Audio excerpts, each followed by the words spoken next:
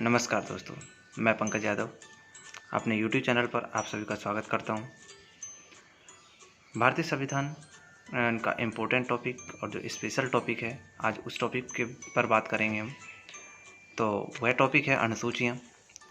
अगर हम भारतीय मूल संविधान में पढ़ते हैं तो हम पढ़ते हैं 8 अनुसूचियों को, किंतु अगर वर्तमान समय में देखें तो इस समय हमारे मूल संविधान में 12 अनुसूचियाँ हैं, यानी कि 4 अनुसूचियों को जोड़ा गया है।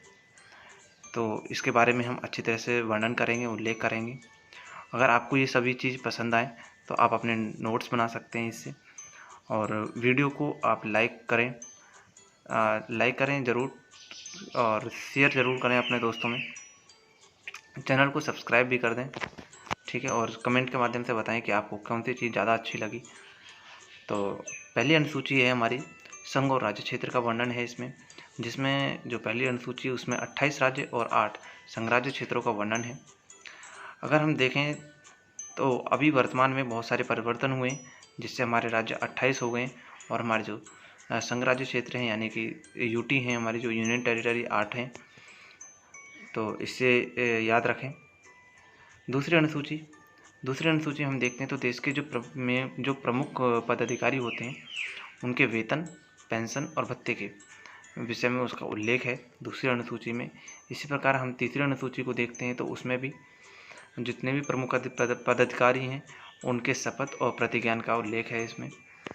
तो वैसे भी हम जब आर्टिकल्स पढ़ते हैं, अनुच्छेद पढ़ते हैं, तो उसमें पढ़ते हैं कि जो हमारे प्रेसिडेंट हैं, राष्ट्रपति हैं, उन्हें आर्टिकल 60 के तहत शपथ दिलाई जाती है, और वाइस प्रेसिडेंट को आर्टिकल 69 के तहत, और स्टेट गवर्नर हैं जितने भी हमारे, उन्हें आर्टिकल 159 के तहत शपथ दिलाई जाती है।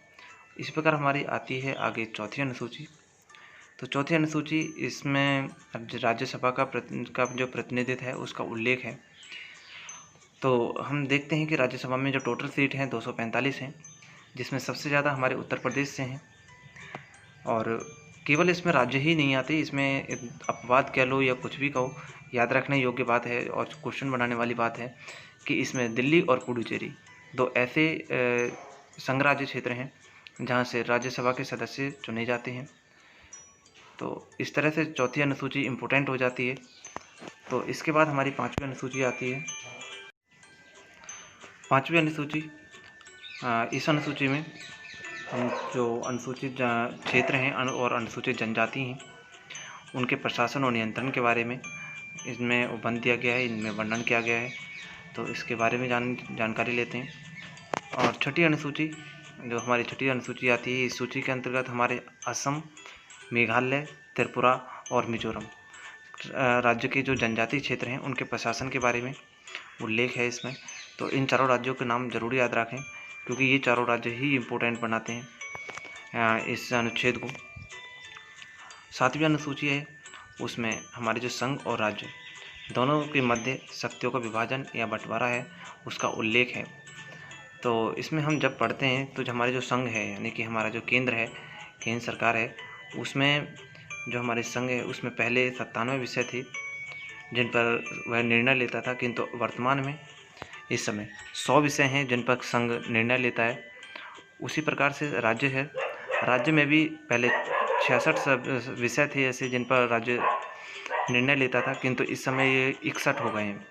तो वर्तमान में 61 हैं। इस प्रकार आती है एक समवर्ती सूची। समवर्ती सूची में वे विषय आते हैं जिनमें राज्य और राज्य सरकारें और केंद्र सरकारें दोनों मिलकर ही निर्णय लेती हैं। ऐसे पहले 47 विषय थे, वर्तमान में 52 विषय हैं। आप इसे नोट डाउन कर लें क्योंकि इम्पोर्टेंट टॉपिक है ये। इस प्रकार से हमारी आती है आठवीं अनुसूची। आठवीं अनुसूची हम देखते हैं तो इसमें हमारे भाषाओं का उल्लेख है। भाषाओं का उल्लेख इसे इम्पोर्टेंट बनाता है, क्योंकि अगर हम मूल रूप से देखें तो इसमें पहले 14 भाषाएं थीं, किंतु वर्तमान में इस समय इस आठवीं अनुसूची में 22 भाषाएं हैं, और जो 22 भाषाएं हैं उनका क्रम से जोड़ा गया है, उसे आप नोट कर लें। पहली भाषा सिंधी है, जिसे 1967 में 21वें संविधान संशोधन के द्वारा जोड़ा गया, 21st अमेंडमेंट के द्वारा। और फिर 3 भाषाओं को जोड़ा गया 1992 में, जिसमें 3 भाषाएं हैं वे कोंकणी, नेपाली और मणिपुरी 71वें संविधान संशोधन के द्वारा। और उसके बाद 4 भाषाएं जोड़ी गईं 2004 में, जिसमें भाषाएं हैं जो संथाली, डोगरी, मैथिली और बोडो। ये 92वें संविधान संशोधन के द्वारा जोड़ी गई 4 भाषाएं। इस प्रकार हमारी 8 भाषाएं हो जाती हैं, एक्स्ट्रा प्लस हो जाती हैं, तो 14 + 8 ये 22 भाषाएं हैं जो हमारी 8वीं अनुसूची में इन्होंने स्थान पाया है। एक इम्पोर्टेंट क्वेश्चन बनता है यहाँ से कि क्या इंग्लिश भी हमारी अनुसूची 8 में आती है? तो इंग्लिश हमारी अनुसूची 8 में नहीं आती है, ये हमारी इंडिया की ऑफिशियल लैंग्वेज नहीं है। तो इसलिए इस चीज़ को याद रखें कि जो हमारी ऑफिशियल लैंग्वेज हैं 22 उसमें इंग्लिश नहीं आती है। ओके, इसी प्रकार हमारी 9वीं अनुसूची है जो संविधान संशोधन के द्वारा जोड़ी गई है।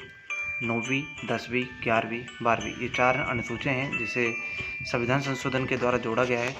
तो हमारी 9वीं अनुसूची है जो वह पहले संविधान संशोधन, जो प्रथम संविधान संशोधन हुआ था सन 1951 में, उससे जोड़ा गया था इसे। इसमें जमींदारी प्रथा का उन्मूलन कर दिया गया, यानी कि पहले लोगों के पास एक ही आदमी के पास बहुत बड़ी खेती होती थी, अब उसे गांव के लोगों में जो उसमें काम करते थे उनमें बांट दिया गया था। इस तरह का संविधान में संशोधन करके लाया गया कानून। तो उस समय पर जिस समय इसे लाया गया था जमींदारी प्रथा के उन्मूलन को, उस समय इसे इस न्यायालय में इसे चुनौती नहीं दी जा सकती थी, परंतु वर्तमान समय में 284 ऐसे अधिनियम हैं जिनके अलावा किसी पर भी चुनौती, किसी भी विषय पर चुनौती दी जा सकती है 9वीं अनुसूची के तहत। तो ये एक क्वेश्चन बनता है ज़रूर, एक स्टेट लेवल के जो एग्ज़ाम होते हैं उनमें ख़ास तौर से, कि क्या 9वीं अनुसूची को उच्चतम न्यायालय में चुनौती दी जा सकती है? तो बिल्कुल ज़रूर दी जा सकती है। इस प्रकार आती है हमारी 10वीं अनुसूची। इसे भी 1985 सन 1985 में 52वें संविधान संशोधन के द्वारा जोड़ा गया। इस अनुसूची में दल बदल जो नीति थी उसके प्रावधान का उल्लेख है कि आप इसमें क्या था कि जितने भी राजनीतिक नेता होते थे 1985 से पहले, तो वे दल बदल बहुत क्या करते थे, यानी कि पार्टी में जीतने के बाद दूसरी पार्टी में वापस चले जाते थे। तो इस तरह की चीज़ को ख़त्म करने के लिए, इस तरह के पॉइंट को ख़त्म करने के लिए ये संविधान में संशोधन किया गया। इसमें कहा गया कि अगर आप जीतते हो और दूसरी पार्टी में जाना चाहते हो तो जा सकते हो, लेकिन आपकी सीट खाली हो जाएगी, कि ये नहीं है कि आप जीते हुए दूसरी पार्टी में चले जाओगे, ऐसा नहीं होगा। अगर बदलना ही है पार्टी तो चुनाव से पहले बदल सकते हो खूब अच्छी तरह से। तो इसी तरह से हमारी 11वीं अनुसूची आती है आगे। 11वीं अनुसूची में हमारी जो पंचायतें हैं उनकी शक्तियों और प्राधिकरणों का प्रदान किया गया है। इसमें 29 विषय हैं जिन पर पंचायतों का कार्य होता है। अगर आपको ये विषय जानने हैं, हालांकि आपके लिए इतने जानकारी के लिए अच्छी चीज़ें हैं, ये पता होना चाहिए कौन से विषय हैं, एक बार स्टडी ज़रूर कर लें। अगर आपको चाहिए तो आप मेरे टेलीग्राम से इस विषयों को जानकारी ले सकते हैं। तो मेरा टेलीग्राम का मैं अपना डिस्क्रिप्शन में दे दूँगा ऑप्शन। तो इस अनुसूची को अगर हम देखें तो सन 1992 में 73वें संविधान संशोधन के द्वारा जोड़ा गया था। और इसी प्रकार हमारी आती है आगे 12वीं अनुसूची। 12वीं अनुसूची भी इसी तरह से है। इसके अंतर्गत नगरपालिका की शक्ति का उल्लेख है। जिस तरह से उसमें ग्रामीण पंचायत से संबंधित है, ये नगरपालिका से संबंधित है 12वीं अनुसूची। और इसमें 18 विषय हैं जिन पर शहरी क्षेत्र के जो स्थानीय निकाय हैं वे कार्य करते हैं। इसे भी सन 1992 में 74वें संविधान संशोधन के द्वारा जोड़ा गया था, लेकिन लागू इन्हें 1993 में किया गया था। तो 1992 और 93 दोनों ही आते हैं। 12वीं अनुसूची और 11वीं अनुसूची याद रखने लायक हैं, दोनों सेम हैं। ग्रामीण और शहरी दोनों में इतना ही अंतर है। इस प्रकार हमारी 12 अनुसूची पूरी समाप्त होती हैं। अगर आपको ये सभी अनुसूची अच्छी लगी हैं तो आप अपने नोट्स बनाना चाहें बना सकते हैं, जैसा मैंने पहले भी बताया। बाकी चैनल को जो भी करना है आपको सब्सक्राइब करना है और अपने दोस्तों में शेयर करके बताएं उन्हें कि ये टॉपिक है, आप इसे भी और भी अच्छा कर सकते हैं। आप उन्हें नोट्स के माध्यम से या वीडियो के माध्यम से सेंड कर सकते हैं। और बाकी जय हिंद दोस्तों, अपना ख्याल रखें। धन्यवाद।